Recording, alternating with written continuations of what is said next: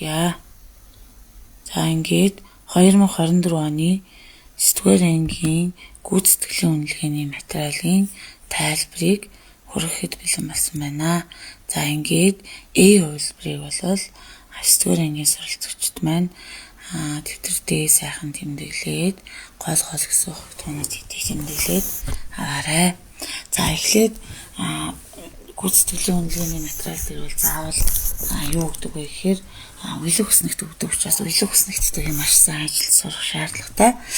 За тэгэхээр энд бол юу бичигддэг вэ гэхээр тухайн элементийн бол дис дугаарууд бол энд бичигддэг. За энэ нэгдүгээр элемент энэ байна. Хоёрдугаар элемент гели юм байна. 3 бол лити, 4 берли, 5 бор, 6 нүртрэгт олон азот хүчил төрөгч, 9 ботор, 10 неон гэх мэтлэнгээр энд бол бүхэл тоогоор илэрхийлэгдсэн уялаг хүснэгтийн нэг нүдэн дотор бүхэл тоогоор илэрхийлэгдсэн байх юм бол тухайн элементийн дис дугаар нь байдаг байгаа. За доор нь ийм ботархай тоогоор илэрхийлэгдсэн байвал энэ бол тухайн элементийн харьцангуй атом масс юм байна. За тэгээд мөн нэгээс энэ бол бүлгийн дугаар байна. Нийт бол 18 бүлэг байна.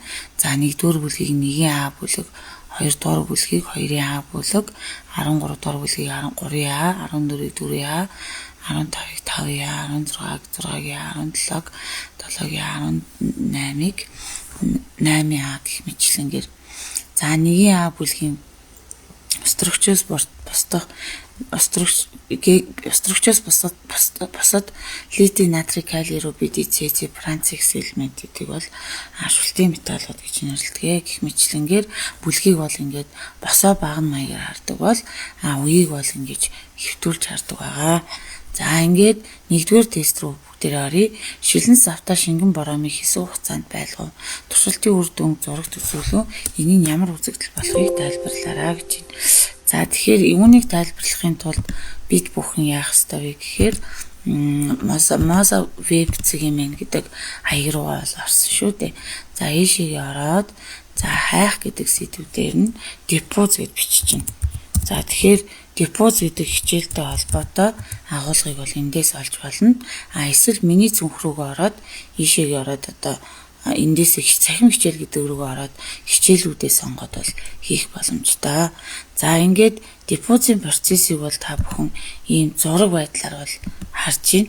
За ингээд Depoz гэдэг нь энд жишээлбэл ийм ягаан өнгийн бодисыг хийгээд өгсөн байхад хэсэг хугацааны дараа ингээд дарахад энэ бол энэ шилэн хаягта энэ шингэн өнгөгүй шингэн дотор бол энэ жижиг хэсгүүд нь энэ жирнэлийн ягаан өнгөтэй бодисын жижиг хэсгүүд жигд ингээд тархсан байна.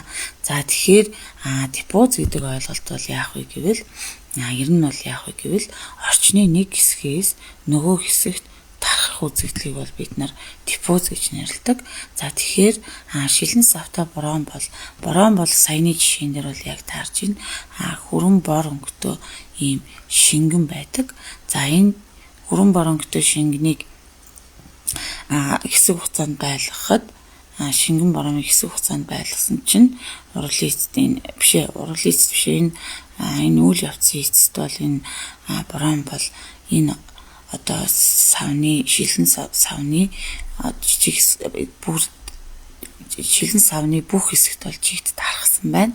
Тэгэхээр Depoz гэдэг нь орчны нэг хэсгээс нөгөө хэсэгт бол жигд тарах үзэгдлийг бол ерөөсөө бид нар Depoz үзэгдэл гэж нэрлэдэг. За ингээ 2-р тест рүүгээ бүгдээрээ орцгоё. Цэгийн орон тохирох үгийг сонгороо гэж байна. Бодис шингэн төлөвөөс хатуу төлөв рүү шилжгээд жижиг хэсгийн кинетикийн нэрийг яадаг вэ гэж асуусан байна. За тэгэхээр бодисыг ямар төлөвөөс вэ гэхээр шингэн төлөвөөс тэгээд хатуу төлөвт шилжүүлэхэд жижиг хэсгийн кинетик буюу кинетик энерги гэдэг нь хөдөлгөөний энерги гэсэн үг. За тэгэхээр хөдөлгөөний энерги бол энэ хийтэй харьцуулахад бол дундаж, гэхдээ хатуутай харьцуулахад шингэн бол хөдөлгөөн харьцангуй их байна. Хатуугийнх бол бүр бага болно. Тэ? Ер нь бол хатуутай харьцуулахад их байна шүү дээ. Хийтэй харьцуулбал шингэн бол бага байна те. За тэгвэл шингэн хатуу хоёрыг харьцуулахад шингэний хөдөлгөөн бол арай л их байна. Хатуугийн зөвхөн байрлалын ойролцоо хөдөлдөг учраас ихээс бага руу шилжиж байгаа учраас багасж гэдэг хариулттай буюу A болон C2-ын B2-ын аль нэг нь. За жижиг хэсгийн харилцан үйлчлэлийн потенциал кинетик энерги нэгсэж жижиг хэсгүүдийн харилцан үйлчлэлийн олон дахин жижиг хэсгийн харилцан үйлчлэлийн потенциал энергитэй харьцуулахад олон дахин бага байна. Өөрөөр хэлбэл шингэнээс хатуу төлөвлөж шилжихэд бол ер нь бол температурын утга бол тодорхой хэмжээнд бол өөрчлөгдөн тийм ээ. За тэгээд ерөнхийдөө бол эндээс аль хариултан зөв бэ гэхээр олон дахин бага буюу A хариултан зөв байжээ. За A хариултан зөв байсан байна. Багасж олон дахин бага. Потенциал энергитэй харьцуулахад бол потенциал энерги гэдэг бол таталцлын энергитэй харьцуулахад бол олон дахин бага болно гэсэн хариултыг дуулах нэ. Савтай гээлийн жижиг хэсгийг үзүүлв. Жижиг хэсгийн онолоор аль савдах гээлийн даралт хамгийн их байх вэ? За энэ бол яах вэ гэвэл 9-р ангийн сурах бичгийн хийн даралт даралт температурын хамаарлын тухай ойлголтыг баттгсан тест байна. За эзлэхүүн тогтмол битүү савнд буюу хий бодисын бол температурын хэсгэд хий бодисын температурын хэсгэд молекулуудын хөдөлгөөний хурд бол их байна. Ингэснээр нэгж хугацаанд савны ханны нэгж талбайг мөргөж байгаа жижиг хэсгүүдийн тоо олон болохдол савн доторх хийн даралт их байна. Температурыг ихсгэхэд даралт ихснэ. Тэгэхээр аль хариултан зөв байсан бэ гэхээр энэ тестийн маань хамгийн өндөр температуртай их байна гэсэн үг. Тэгэхээр энэний D хариулт нь бол зөв байсан байна. Өөрөөр хэлбэл температурыг их байлгахад даралт их байдаг. Тэгэхээр энэний D хариулт нь зөв байжээ. 3-ын D гэсэн үг. За 4-р тест рүү орохын тулд дараах 4 элементийн электрон байгууламжийг харуулжээ. Аль нь нүүрс төрөгч вэ гэж асуусан байна. За энийг хийхийн тулд электроны тоогоо тоолох ёстой. За 1-р давхраан дээр энд бол хэдэн электрон байна вэ гэхээр 1 электрон, 2 электрон. Энэ бол цөм шүү дээ. Атомын төв нэмэгц энэгтэй цөм баг. Ингээ 2-р давхраан дээр 1 гэдэг чинь энэ дээр бол 3 электронтой. За тэгвэл дараагийнх нь энд 1 байна. 2 электрон 1-р давхраан дээр 2, 2-р давхраан дээр 2 гээд энд 4 электрон байна. За энд бол 1-р давхраан дээр 2, 2 дээр 3 гээд нийтдээ 5 электронтой. За энэ бол 1-р давхраан дээр 2 электрон, 2 дээр 4 электрон байгаа учраас энэ бол нийтдээ 6 электрон байна гэсэн үг. За тэгэхээр тухайн элементийн цахилгаан сармаг атомын хувьд бол электроны тоо бол тухайн элементийн дэс дугаартай тэнцүү байна. Энэ бол B-ийн дэс дугаар бол 4 байна. C-ийн дэс дугаар бол 5 байна. За D-ийн дэс дугаар бол 6 байна.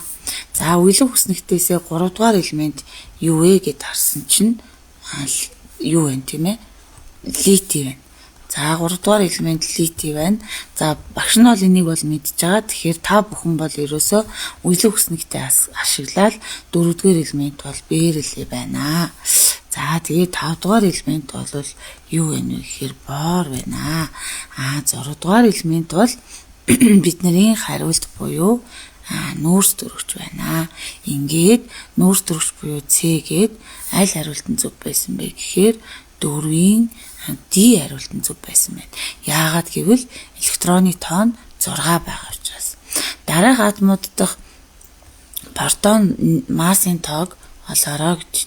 За тэгэхээр бор бол энэ дээр 5, 11 гэсэн байна. За энд бол тухайн элементийн дис дугаар уйлэг систем дэх ер нь бол протон байдаг л да. Гэхдээ протоны тоо бол дис дугаартаа тэнцүү байдаг учраас энэ элементийн дис дугаар гэдэг бол протоны тоо, электроны тоо, цөмийн зэнэгтэй тоон утгын хувьд бол тэнцүү байна. Гэхдээ цэнгээрээ бол ялгаатай байгаа шүү хүмүүстээ. За тоон утгаараа л тэнцүү байна гэсэн үг. Тэгэхээр энэ дээр бол дис дугаар нь 5 учраас протон нь 5 гэсэн үг. За тэгэхээр протоны тоо 5 гэдэг хариулт нь аль байсан бэ гэхээр энэ хоёрын аль нэг юм байна. За дээр нь бол тухайн элементийн дис дугаар байрладаг тий. За тэгэхээр бишээ массын тоо байрладаг шүү дээ. Энэ дээр бол массын тоо буюу нуклоны тоо шүү дээ. Тэгэхээр 5 буюу 11-тэй хариулт буюу аль байсан бэ гэхээр 5-ын B хариулт нь зөв байжээ. За дараагийн тест бол аль нь калий болон фторийн дунд үүсэх ионы холбоог цэг хэрэгс диаграмаар зөв илэрхийлсэн байна вэ гэж асуусан байна. За энийг бол эхний ээлжинд калий фторидыг хийхин тулд калийгийн дис дугаарыг авна.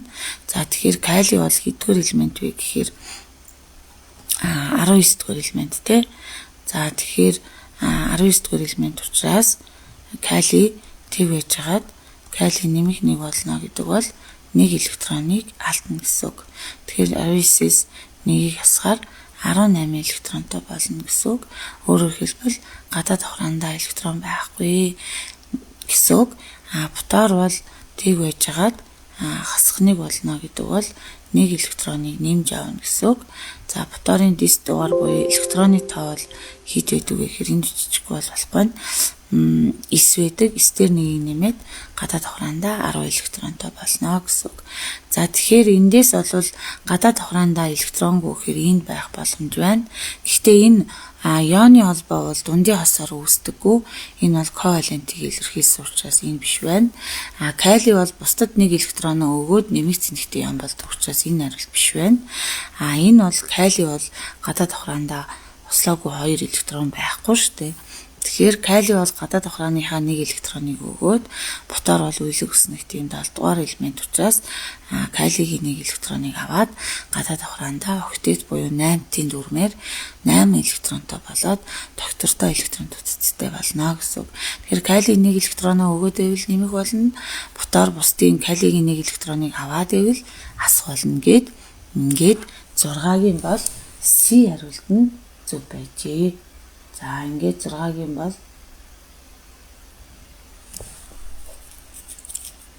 C хариулт нь зөв байжээ. За 7-т 1-ийн А бүлгийн элементүүдийн атомын радиус бол яадаг вэ гэж асуусан байна.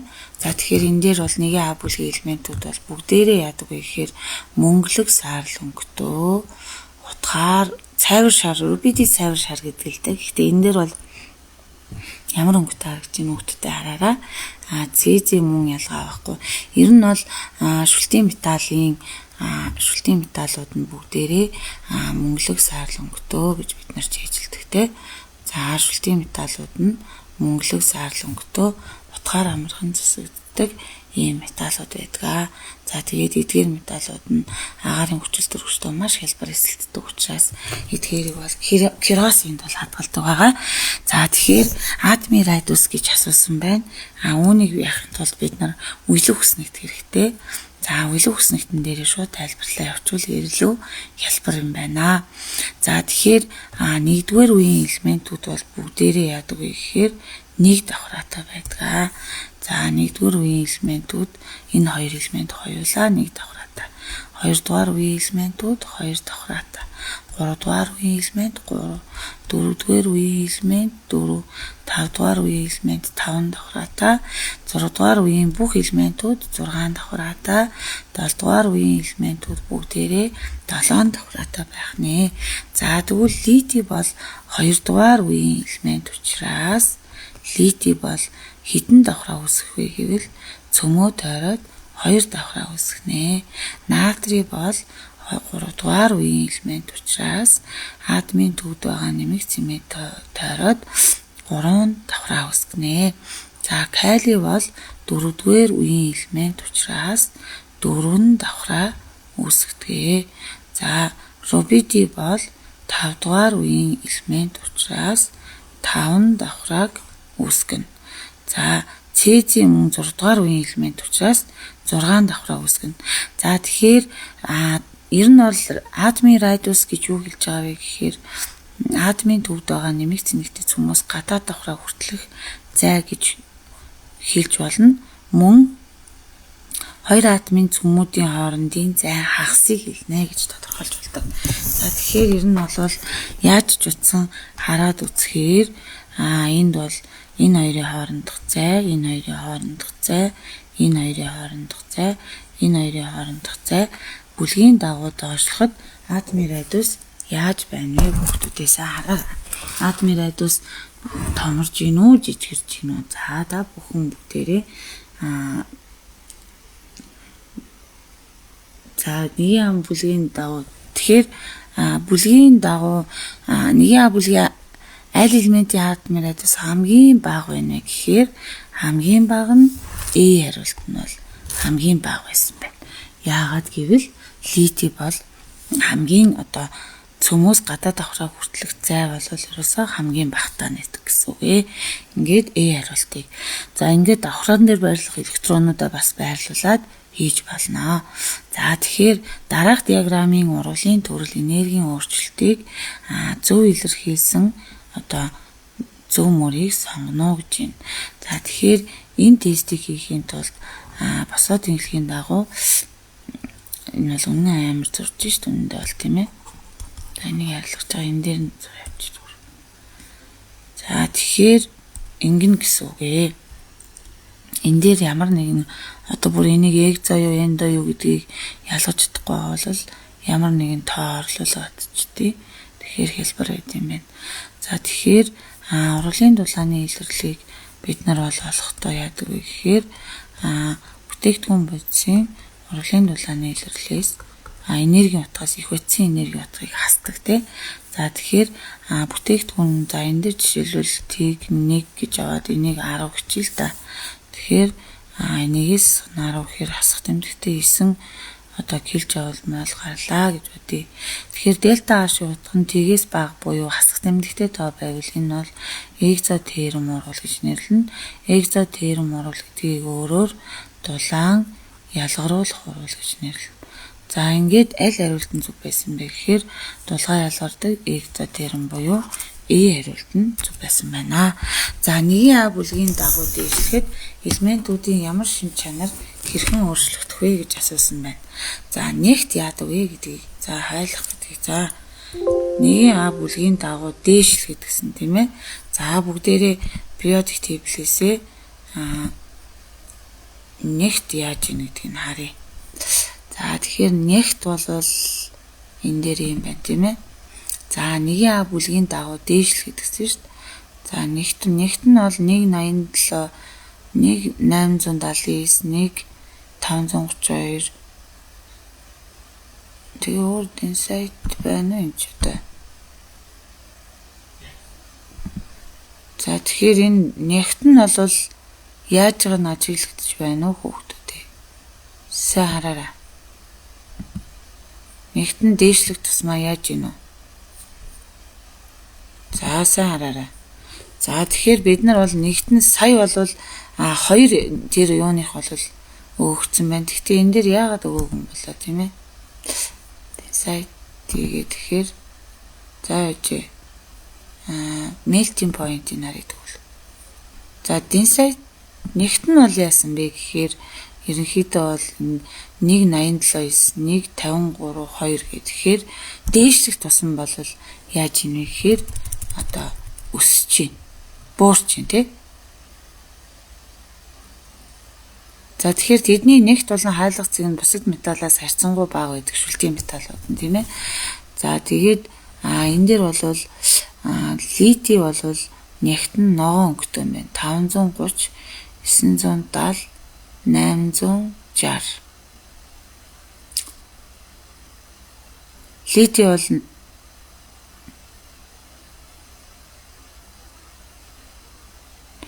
за тэгэхээр тэдний нэгт болон хайлах цэг буслах цэг нэгт нь бүлгийн дагуу доошлоход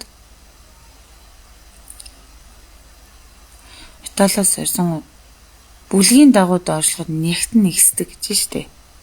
бүлгийн дагуу доошлоход нягтан нэгсэж байна. Тэгвэл бүлгийн дагуу дээшлэхэд бол нягтан эсрэгээрээ ямар юм танилцуулаа. За сайн бодоорой. Сая бол бүлгийн дагуу доошлоход бол нягтан нэгсдэг гэж штэ. Тэгэхээр бүлгийн дагуу дээшлэхэд эсрэгээрээ яах вэ гэвэл юу гэж бодож байна хөөтөө те. За тэгэхээр доошлоход бол ихсэж байгаа юм чинь мэдээж дээшлэхэд бол эсрэгээрээ буурч таарна. Буурна. За нэгт нь бол буураад за хайлах цэгийг нь яаж ийм бүгдээрээ харъя. Нэгт бол бид нар алийг нь сонгохоор болсон бэ гэхээр багаснаа гэдгийг сонгохоор боллоо хүүхдүүдээ. За тэгэхээр нэгт бол бид нар юуг сонгохоор болсон бэлээ хүүхдүүдээ? За багасна гэдгийг сонгохоор боллоо. Яагаад гэвэл угаасаа номон дээр итгэхэд өгчөж. За дараа нь хайлах цэг нь яаж ийм вэ гэдгийг харъя. За хайлах цэг. За хайлах цэгийг бүгдээрээ харъя. Хайлах цэг бол сурах бичгэн дээр бол юу гэсэн байгаа вэ гэхээр хайлах болон буслах цэг нь багасдаг гэсэн байгаа байхгүй. За тэгэхээр одоо яг эндээсээ харъя хайлах цэг нь энэ байна тийм ээ. Хайлах цэг нь бүлгийн дагуу багасж чинь зүг байна. Хайлах цэг нь багасж чинь. Тэгвэл дээшлэхэд ихсэж таарна. Дээшлэхэд эсрэгээрээ ихснэ. За тэгэхээр хайлах цэгэнд ихсээд харин атом масс нь дээшлэх тусам бүлгийн дагуу дээшлэх тусам за энэ дээр тэгэхээр ихснэ атом масс мэдээж дээшлэх тусам ихсэн шүү дээ. Багассан шүү дээ. Доошлохоор ихсдэг ялаа. Энэ хараа. Тэгэхээр дээшлэхээр энд бол Францын 223 132.9 8547 39.1 2299 694 101 хэтгээд буурч юм тий. Тэгэхээр энэ 9-р оюуныг чинь ингэхгүй штэ. Маларлаа. За дахиад хийч. За тэгэхээр энэ дээр бол 8-ын бол бид нар сая юу гэж асуусан бэлээ?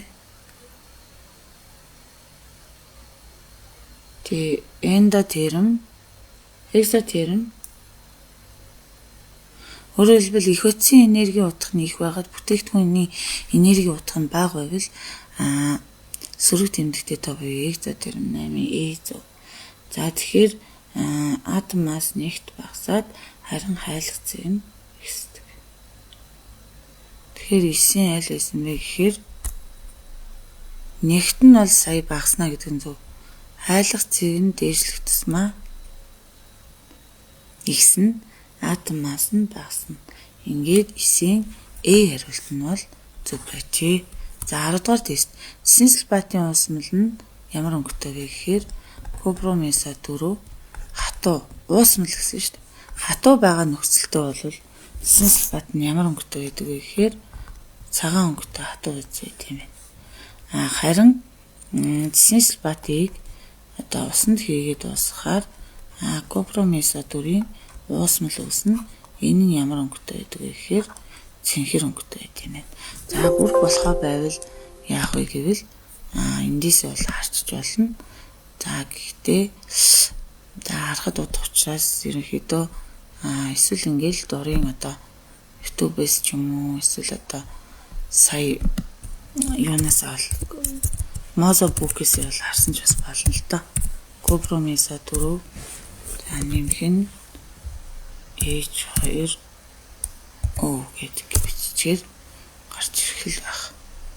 За ингээд энэ дээр харагдчих тий. Цэсийн сульфат бол эрдэнэ нөхцөл цагаан өнгийн үнэтэй байсан юм аа. За ингээд усанд хийгээд дуусгаар ингээд тастаа ус үүсэж байна. За тэгээд энэ нь бол яадаг вэ гэхээр юу яаж болно? Ерөнхийдөө бол ингээд уусмлуудын өнгүүдийг бол ингээд хараад бол хийх бол боломж байна. За ер нь бол усанд хийгээд сая бол бид нар юуг нь харсан бэ гэхээр энэ үж штэ. Цэсийн сульфат 5 молекул устай тастаа усны хатуу цэнхэр өнгийн за уусмал нь цэнхэр өнгийн уусмал болчдөг байхгүй. За тийм учраас аль хариултан зөв байсан бэ гэхээр цэсийн сульфатын уусмлын өнгө нь бол цэнхэр гээд тэгэхээр аль хариултыг дугуулж бодох ёстой байсан бэ гэхээр баарийн гидроксидын молекулын массыг олоо гэж. Тэгэхээр молекулын массыг олохдоо молекулын томьёо. За баарийн харьцангуй атом масс хэд вэ гэдгийг нөгөө үйл өгснэгтнээс харж байна. За баарийн хэд гэсэн бэ гэхээр 137 гэж. За энэ дээр болчихвол баарийн H2 дахин баарийн чинь 137 нэмэх нь хүчил төрөгчийн хэд гэдгийг харна 16 гэж байна те. За хаалтны гадна талд 2-оор үржүүлэх гэж штэ. 16-д нэмэх нь 1 гэхээр 17 2 34 гэдэг чинь 100 хэд гэсэн үг вэ гэхээр 71 грамм мол буюу аль хариултан зөв болох вэ гэвэл молекулын масс нь 171 буюу C болно гэсэн үг. Урвалын төрлүүдийг нэрлэжээ.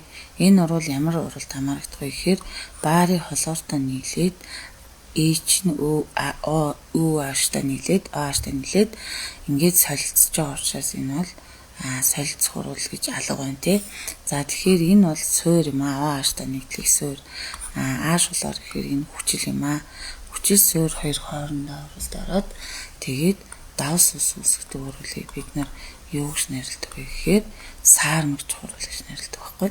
Тэгэхээр саармагч урвал гээд ингээд дөрв буюу солилцох гэж алга байхгүй учраас зөвхөн дөрв буюу 12-ын бол бие хариултыг бүгдээрээ дуулж батгах хэрэгтэй байжээ. За дараа нь энэ томьёотой нийтлийг нэрлэнэ гэж байна. За ер нь бол нэг цэтэй байвал мэт гэдэг хөгтөр авдаг. За цэгийн тоо 1 байвал мэт. C2 байвал ит. C3 байвал проб. C4 байвал бут. C5 байвал пент гэх мэтлэнгээр авдаг. За тэгэхээр энэ дээр C-ийн тоог нь тоолохоор C1 2 3 цэтэй. C3H4 байна те. Тэгэхээр prop гэдэг юм төгсгөлийн хөгтөртойг наавна. За гэхдээ хэрвээ энд 3сан холбоо байвал E-ийн төгсгөл авна. Хэрвээ энд 2сан холбоо байсан бол E-ийн. E-ийн гэдэг нь 3сан холбоо. E-ийн гэдэг нь 2сан холбоо. E-ийн гэдэг нь 3сан холбоо. E-ийн гэдэг нь 2сан холбоо. Энэ яагаад биш вэ гэхээр энэ ит гэхээр 2 цэтэй болж дараад байгаа байхгүй. Тэгэхээр энд чинь 3 цэ шүү. Тэгэхээр энэ биш болж таарлаа. Тэгээд энэ хоёрын аль нь вэ гэхээр E гэдэг нь 3сан холбоог зааж байгаа учраас би хариултана. За энэ гэсэн томьёотой нэгдлийн урангуй томьёог олоо гэхээр энийхээ C-ийн тоолоод H-ийн тоолоод O-гийн тоолчихно. 1 2 3 байна. C 3 H нь H нь 2 5 7 8 байна. Тэгээд O нэгтэй буюу D хариултан зөв байжээ. Алканы гомлогийн гишүүдээс аль нь хамгийн бага нэгттэй вэ гэж. Мэдээж хийн төлөв байдалтай байгаа бацийн нэгт нь хамгийн бага байна. Тэгээд шингэнлүү шилжих тусмаа нэгт нь их байна. Ингээд 15-ийн A байсан байна. За 16 бүгдээр харъя. Дараа доорх иштэй бөмбөлөг загвар тохирох нэгдлийн төрлийг тодорхойлно гэж. За энд 3сан холбоо ороод ирсэн байна тий.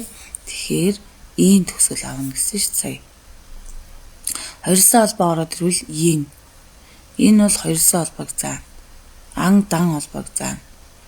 E-ийн 3сан холбоог заана. Ол гэдэг нь спирт OH бүлгийг заана. Ингэхээр 16-гийн бол C хариултна. Энэ юу гэж асуусан бэлээ? Тийш дээ. Итгэлээ ацетлен л шүү дээ. Тэгэхээр ийм буюу 3сан холбоо орж байгаа учраас. За 17 дахь нь.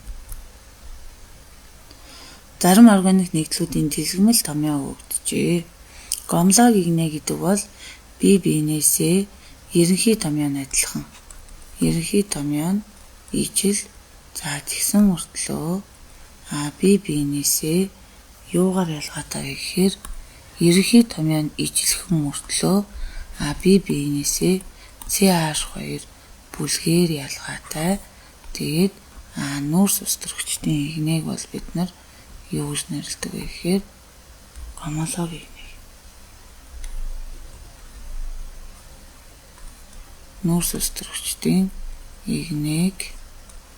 За тэгэхээр гомолог игнэ хаана вэ гэхээр энэ бол C хурангууд тамиг нь бичээ. C нь 3 байна. H нь хэд вэ гэхээр 1 2 3 4 5 6 7 8 байна. За энэ бол C3 байна. Тоолохоор H 1 2 3 4 5 6 7 байна. C3 H7 OH байна. За энэ бол C3 H 1 2 3 4 5 сон байна. За дараа 1 2 3 4 C4 H одоо энэ 10 байна тий.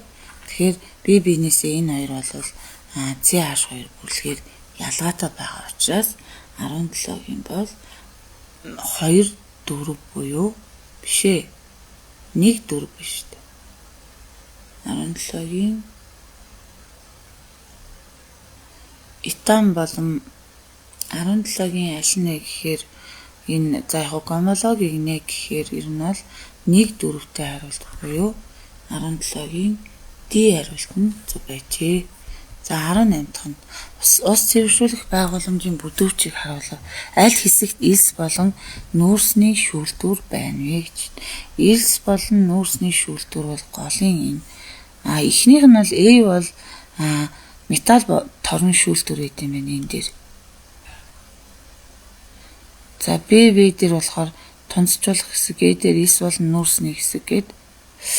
За тэрэн дээр D дээр бол холоор нэмэх хэсэг, ахуйн хэрэгцээнд шилжүүлэх гээд. Тэгэхээр 18-ийн аль нь хэлсэн бэ гэхээр C хариулт нь зөв байсан байна. За хүчлэг борооны их үүсвэрийг олоорой гэж байна. За хүчлэг бороо мэдээж бууз чанахад тэр чинь ерөнхийдөө уурал гарна шүү дээ, усны уур.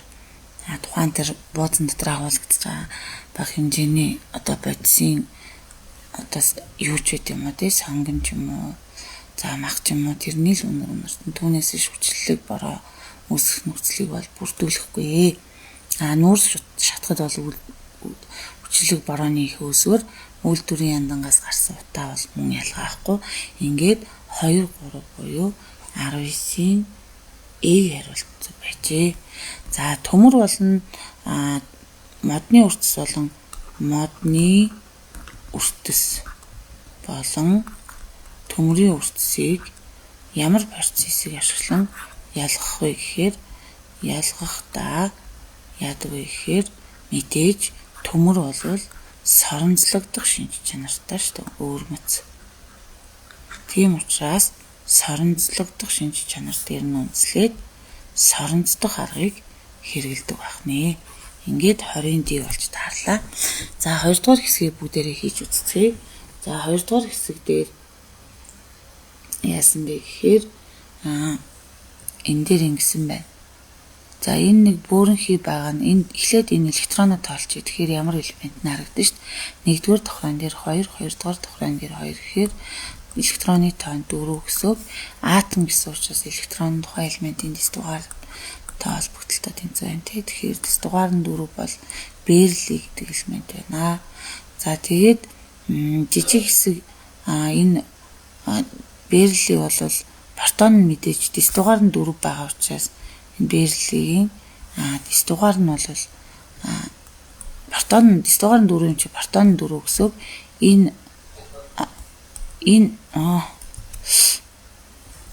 Энэ хараа энэ одоо 1 2 3 4 багц энэ бол тэгвэл протон гэсэн. Харин 1 энэ юутай байна те. Тэгэхээр Берли бол 4 байсан байна. Нейтроны нэнд ичдэг байхгүй. Тэгэхээр энэ дээр бол нейтрон тоолохоор 1 2 3 4 5 байна.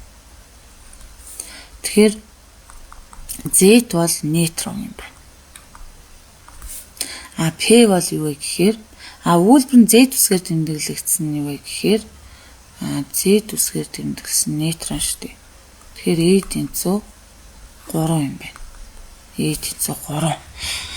Масс хамгийн багтаа жижиг хэсгийг заана уу? Электроны масс бол 1840 дахин бага учраас электроны масс хамгийн бага.